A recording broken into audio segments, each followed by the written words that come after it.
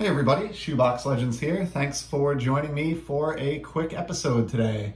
We are going to take a look in this segment at another type of buyback card. I've confessed that I'm a buyback lover in the past.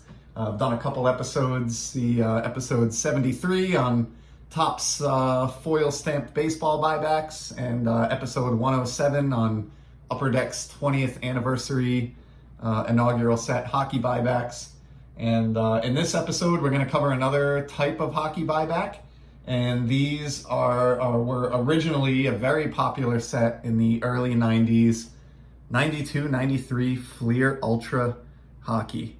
So this is an iconic design in the history of sports cards, at least as the 90s go, if you ask me. Very well received by collectors and adored, even, almost now 30 years later.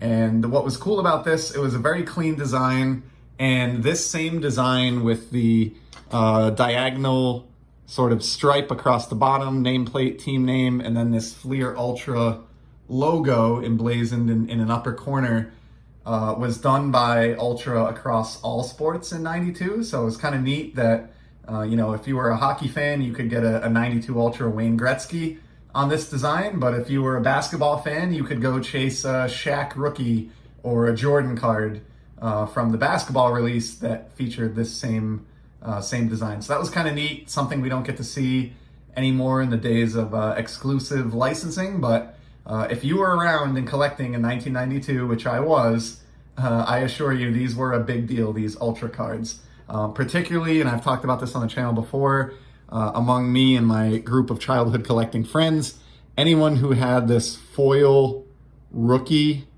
ribbon sort of coming down off of the Ultra logo was an extremely desired card as a kid when these hit the shelves. So 25 years later, when Upper Deck was producing the 2016-17 Fleer Showcase set, they bought back a bunch of these 92 Ultra cards and issued them as buybacks. And the only difference between the original card and these reissues is this 25th anniversary foil stamp that you see in the lower left corner here. It's a little difficult to make this out. The lighting in here is not great as I'm shooting this for showing this foil stamp, but you can see there we have the Ultra crown with a 25th anniversary designation. And then what's cool about these, that was not the case for the Upper Deck hockey buybacks that I featured recently. These are all serial numbered out of just 25 copies. So this is copy 18 of 25 here, this Slava Kozlov.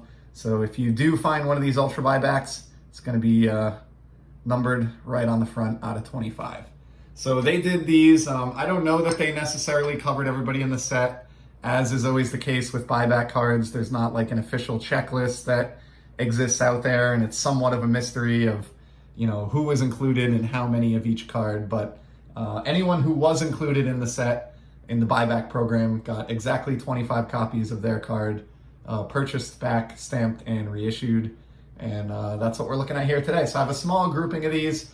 That Slava Kozlov one that we see there is notable just because he was an enjoyable player throughout the 90s. He was one of those guys that was incredible in all of the NHL video games during the decade, and maybe more so in a video game than ever in real life. But he was a solid player and went on to a very long NHL career that lasted well into the 2000s. And of course, with that being his Ultra rookie, very glad that I'm one of the 25 owners of that particular buyback. And then I did grab a small grouping here of other ones to show off. I think I have half a dozen total. So the second one, picked this one up on ComC a few years ago. This is John Cullen, who of course, as I recently revealed on the channel or reviewed on the channel, was part of that trade, the infamous trade that sent Ron Francis out of Hartford over to Pittsburgh. Cullen was the big name that the Hartford Whalers got in return, and of course, by the time this set came out a year later, he was already no longer with the Whalers and plying his trade with the Toronto Maple Leafs. So that just tells you how well that trade went for the Whalers, which I've covered in my recent Father's Day episode But this is a cool Cullen buyback nonetheless, and as all of these are, numbered out of 25, copy 8 of 25. And one thing I didn't mention with the Kozlov that I should have, with respect to these 92 Ultras, the card backs were so amazing and ahead of their time.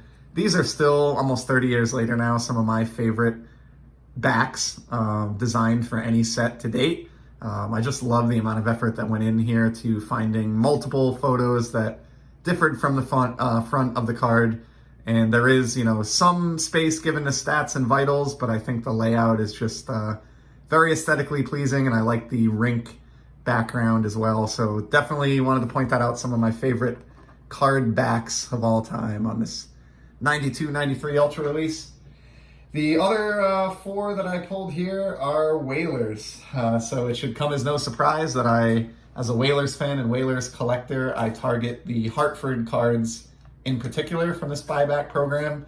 And the first one that I have of 4 Whalers that I pulled for today is defenseman Adam Burt. So this guy was a stalwart, kind of a stay-at-home, not very offensively minded defenseman, but he did have a successful NHL career, lasted quite a few years with the Whalers, and was a reliable member of their defensive core, and just kind of one of those lunch pail type guys that doesn't get a lot of recognition or offensive stats, but was an important part of what the franchise was trying to do in Hartford. Here's a lesser-known defenseman who did not spend as much time with Hartford as Adam Burt did, Steve Conroy. Pretty nice shot there. Fit him well into the frame. The cropping job was pretty good by the folks at Fleer on this one. And we'll take a look at the back on this as well. So they were, this is during the period where the Whalers were sort of transitioning, and you can tell, so on Adam Burt's card, he has that classic all-green Whalers uniform that they sort of had from their beginnings, or at least early on and throughout a lot of the 80s. And in the early 90s, they started transitioning to this blue uniform that you see here on Steve Conroy. So that's sort of a sign of the times as far as the sweaters go, and the look of the team changing. So there's Steve Conroy, not exactly the most exciting name on the checklist, but a necessary need if one is to complete a Whalers team set of this stuff, or attempt to anyway. And I'm just going to keep fussing with these, apparently incessantly, to try to cut down on the glare. So we got 2 more here.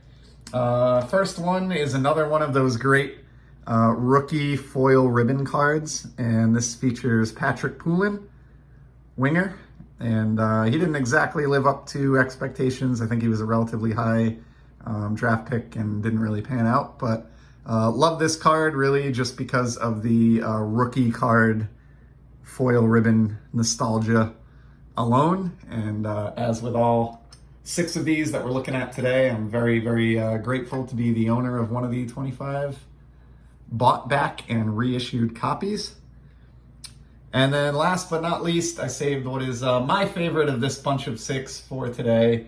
A guy that I've talked about on the channel a couple times. One of the few 500 goal scorers in NHL league history who is not enshrined in the Hockey Hall of Fame. Fan favorite, at least if he played for your team, that is, Pat Verbeek.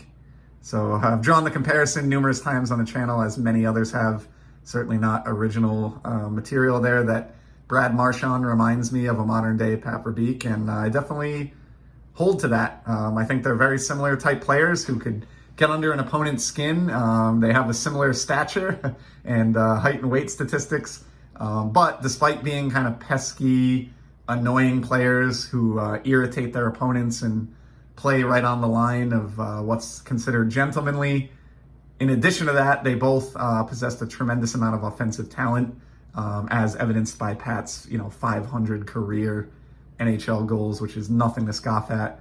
I think he deserves a place in the Hockey Hall of Fame. I'm obviously quite biased, given that he spent a lot of his career in a Whalers sweater, and was a fan favorite, as I said. But in my humble opinion, this is a guy who deserves to get enshrined in the Hockey Hall of Fame. So that's it for today. Just had these 6. Just wanted to do kind of a quick introduction to this Ultra buyback program for those of you who may not have seen these or have been familiar with them before, in the same way that I did with the Upper Deck buybacks a while back. And the only other note, I have some others of these that I'll share in the future. And one of the other cool things that Upper Deck did for this Ultra buyback release is for some of the better known Hall of Famers and star players, they still got a buyback like this out of, numbered out of 25. But in those cases, they did get some of them hard signed by the athletes. Those cards are tremendous and obviously take the buyback to another level with an on-card autograph. And I do have a couple of those in the collection as well. So I will be featuring those on upcoming Signature Sundays segments. But for today, just wanted to kind of establish this set's existence out in the world and within my collection, show off half dozen or so, and let everybody know about this program that they may not be familiar with. So these are just kind of cool. And I'll make sure to come back at some point in the future with an episode where I touch on some more of them. In the meantime, appreciate you sticking with me for 11 minutes of obscure hockey buyback talk. And I'll be back in the near future with some more sports card content. Take care, everybody.